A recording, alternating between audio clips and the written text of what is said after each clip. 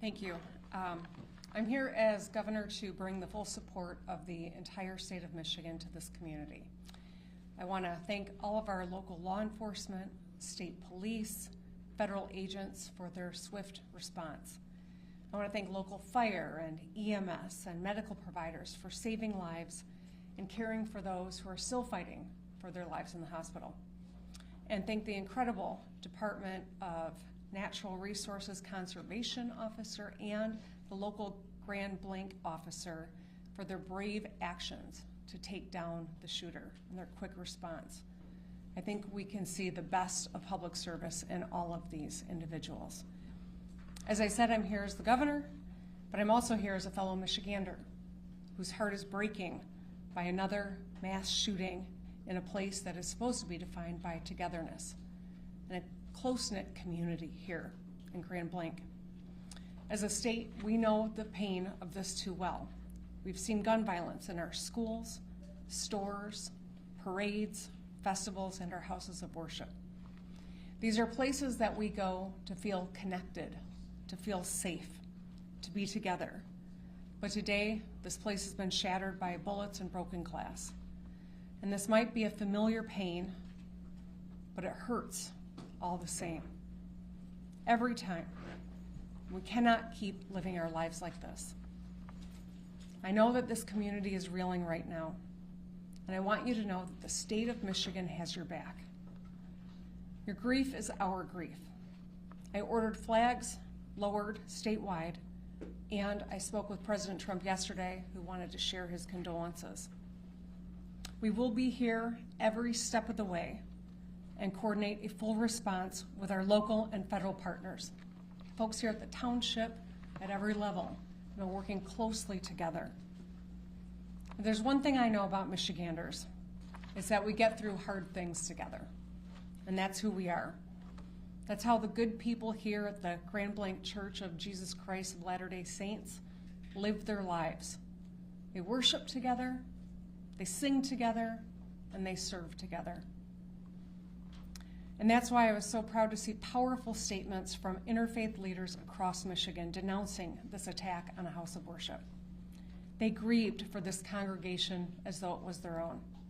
They spoke with one voice for the basic principle that we all believe in, that you should be able to pray in peace in our state no matter who you are. I know that in the hours and days ahead, we will see the best of Michigan. We will see neighbors being neighborly, checking in with a call, bringing over some food, or offering a hug. We'll see medical providers work hard to save lives and treat those in need, with scars both seen and unseen. We will see this congregation unite and rally together like never before and continue worshiping together, singing together, and serving together. Because that's who Michiganders are. We will stay in close contact and continue to work together. Now, like everyone I know, we have lots of questions. How could this happen? What created this moment? Why? And that's motivated by a genuine motivation to understand, to learn, to prevent in the future. But I want to caution everyone. While we are working hard, while the good men and women who are working hard are doing so with due diligence at this juncture, speculation is unhelpful and it can be downright dangerous. So just ask that people lower the temperature of rhetoric. Keep your loved ones close and keep this community close to your hearts. Let's keep doing the work together. Let's be kind and let's love our neighbors. Thank you, and now I'd like to introduce the head of the Michigan State Police, Colonel James Grady. Thank you, Governor, and good afternoon. This community has been greatly impacted by yesterday's events. We are offering our deepest condolences to those affected by this tragedy. This horrific event is something that this community has never experienced. It is important at this time that we come together to support one another in this time of grief. We stand ready and willing to assist both our local and federal partners with any additional needs as this investigation continues. the Michigan State Police immediately responded alongside our public safety partners to secure the scene, provide support to our neighbors, with our emergency support team serving search warrants, the bomb squad and K-9 team sweeping numerous locations for evidence and explosives.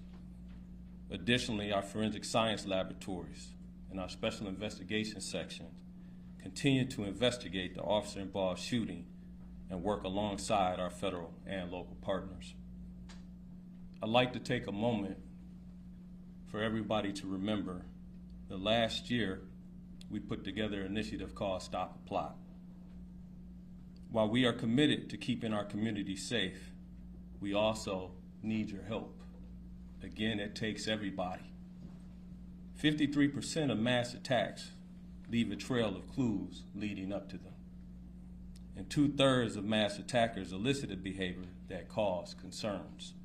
So we are asking our communities to stay vigilant, and if you see something suspicious, please contact local law enforcement or 911 immediately.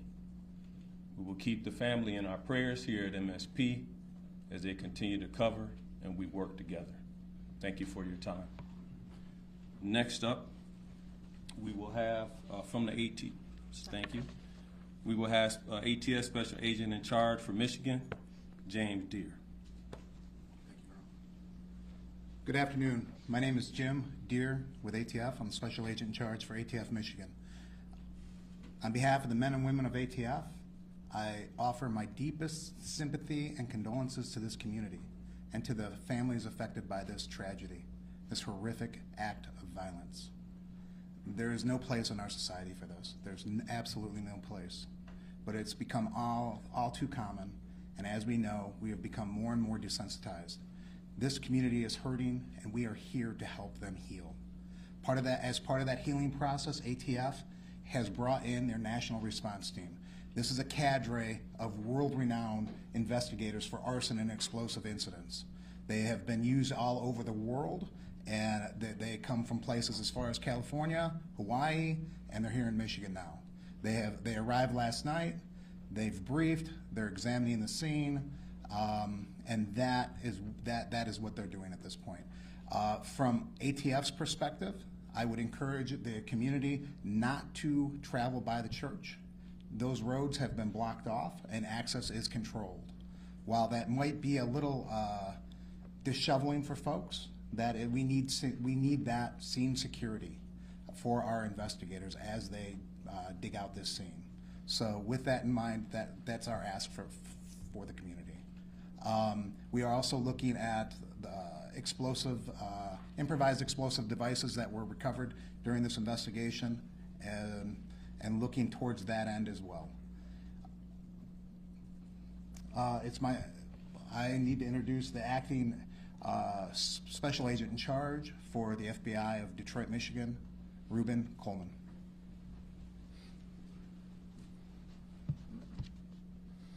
My name is Reuben Coleman. I'm acting Special Agent in Charge of FBI Detroit Field Office, which represents the entire state. At this time, we wanted to provide an update on our investigative efforts regarding yesterday's tragic shooting at the Church of Jesus Christ of Latter-day Saints in Grand Blanc, Michigan. First, I want to express my gratitude for all the cross-agency collaboration between our federal, state, and local partners. Their support has been outstanding and critical to this investigation. We are in lockstep with our partners as we continue to work through this. As I mentioned yesterday, the FBI is investigating this as an act of targeted violence, and we are continuing to work to determine a motive. In the past 24 hours, our investigative squads and specialty teams have been out all night, exhausting leads, some of which have been coming in from the public via tips. Our special agents, victim specialists, child advocate forensic interviewers, and local partners have interviewed over 100 victims and witnesses to date and are continuing to interview individuals as we speak. Our Evidence Response Team, or ERT, which is a specialized team of special agents, intelligence analysts, and professional staff, are trained to process crime scenes and collect evidence. They were out all night and continue processing the scene as we speak. our field office has stood up national equities for support. We are engaging with our Behavioral Analyst Unit, or BAU, and have received support from our Quantico Labs Division to analyze evidence collected to date. We received assistance from our FBI field offices across the country to support this case and file down leads. While our focus is on this investigation, we want to continue to keep the victims and their families in our thoughts as they navigate through this incredibly difficult time. Please continue to reach out to the FBI via 1-800-CALL-FBI or submit tips at tips.fbi.gov. Thank you. Chief?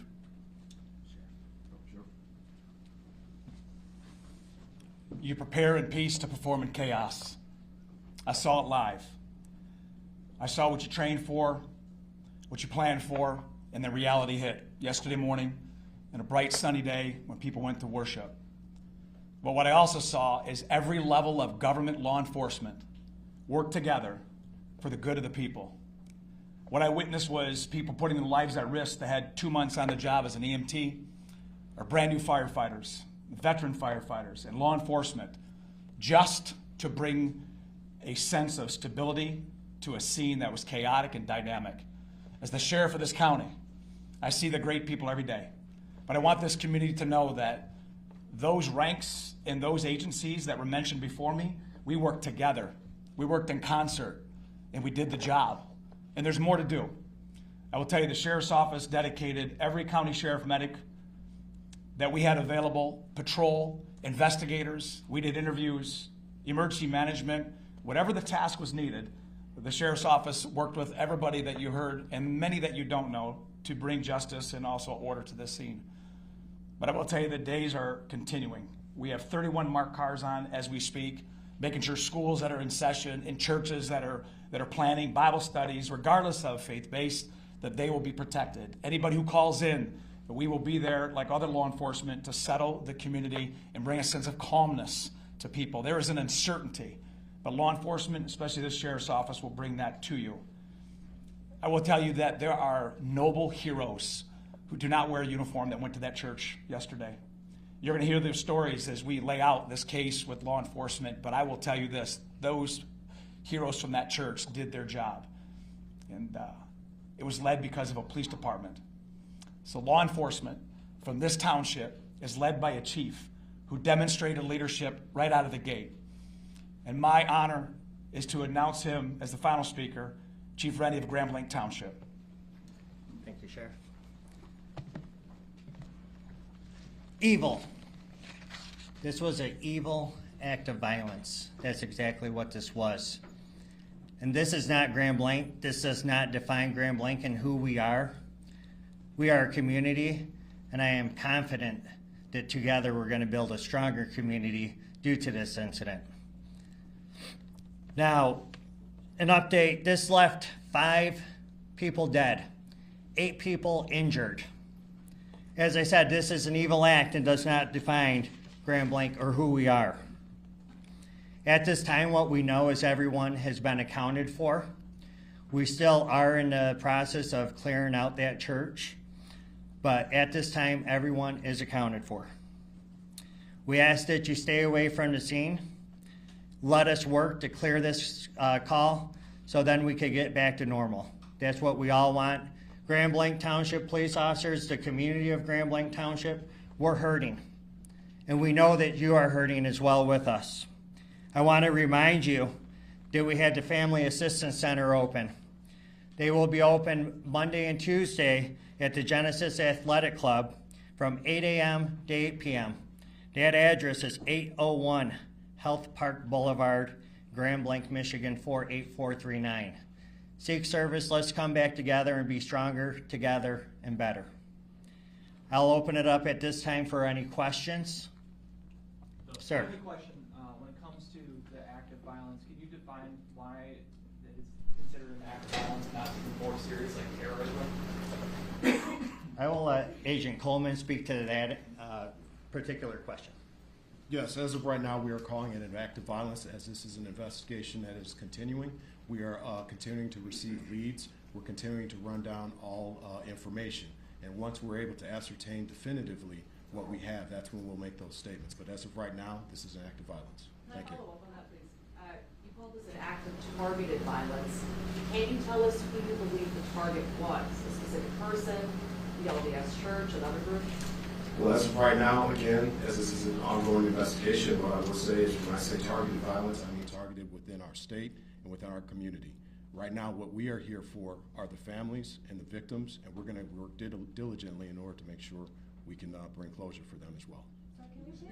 Motive, there was some chatter that the suspect's ex-girlfriend was a Mormon or something of that nature, chatter online about that. Is that something that you can speak to, or any possible motive about That is this? something I cannot speak to at this point in time.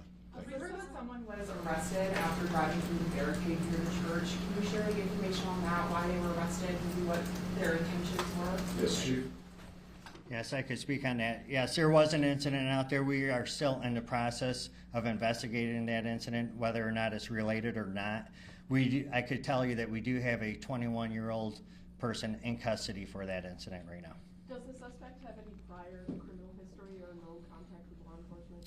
Are you talking about the suspect from yesterday or today? The suspect from yesterday. The suspect from yesterday has been arrested by law enforcement in the past. And the 5 dead, does that include the suspect or is that another? The 5 dead includes the suspect. Can you give any details on what those prior arrests were? Burglary and OWI. What agencies? Genesee County? That I can't give you 100%. What do we know? Terry. No, so I just wanted to clarify, no more victims. You searched the church and... We have not completed search in the church, but as we know, everyone has been accounted for. That's going to be all the questions that we answered today.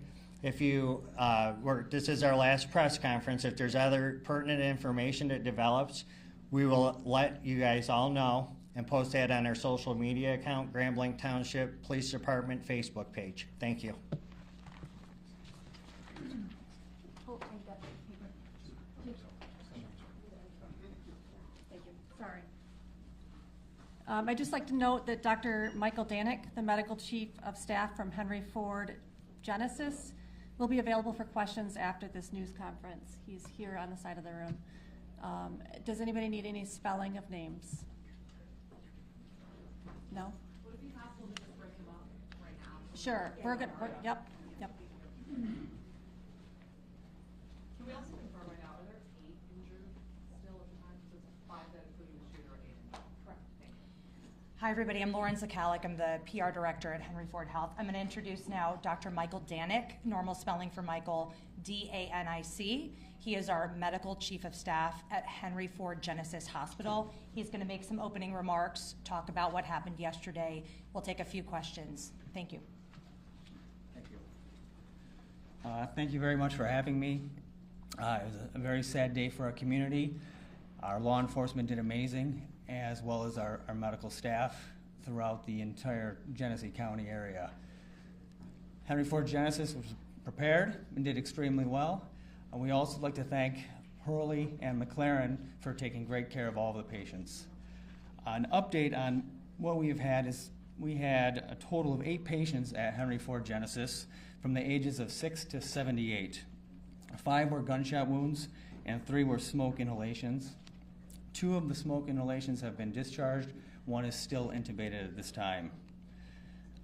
For the gunshot wounds, 1 had sustained gunshot wounds, multiple to the chest and abdomen, is in critical condition. 1 had to the abdomen, is in critical condition still, but mostly stable. 1 of the victims did die in the emergency department. 1 child came in, was stabilized, and then transferred, and then there was another gentleman who had a gunshot on the leg. The trauma team was really well prepared for this. They activated the Mass Casualty Incident Command. Our trauma surgeon, Christopher Ash, was on the team, and John Vance, one of our other trauma surgeons, helped lead the charge. Dr. Sandy Ross was the ER attending at the time and did a phenomenal job of triaging. All of the community members came together. We hate having to prepare for these kind of events, but we are prepared, as well as the other hospitals in our community. We're very grateful to be helping to serve this community, and will continue to do for years to come. So, any questions? How many were You under said the age what of 18? round struck the victims? You said some were shot in the chest and abdomen. Was this with rifle, 223 round handgun? Can you speak? I don't have information on the caliber. How many were under the age of 18? I don't have that answer either. What's the age range? It was 6 to 78. Of the people found in the church after it was evacuated, do you know anything about the suspected cause of death of those two people? I do not, and I can't extrapolate either. Can you tell us more about the child that you mentioned? Was that child shot, boy or girl, 6-year-old? Had an injury to the arm, and out of an abundance of caution, was transferred to another hospital. Was the injury a gunshot wound, do you know? I can't verify that. Dr. Danek was one of the physicians that was treating patients yesterday. If anybody wants to ask him about his experience and just being there. I will say it was very interesting taking care of our community members in this kind of a traumatic experience. We had a number of our residents who were members of the church and were on site. Not only were they victims, they were also first responders. And having your friends and family come in injured and taking care of them is a really incredible experience. They were heroes. Those on the scene were absolute heroes, going in and out of the fire to drag people out, helping each other take care of the victims on the scene. And the community really came together. We'll take two more questions. I wanted to ask, have you ever seen anything even like to this extent in our community, and what was that like for you to respond to? Never in our community.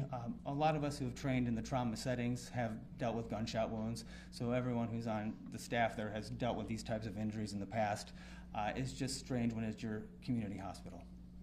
Last question. I understand there are some nurses that are on strike and wanted to help but then were turned away. Are you able to talk a little bit about that? Yeah, we're very happy that the instinct was to help. And we have a great loving community, and the instinct was there, but I cannot comment on the work stoppage. All right, thank you. Sorry, doctor, just quickly, when you said residents, you meant residents of the community, right? Resident physicians, those in training. Okay. Thank you. Thank you. All right, thank you.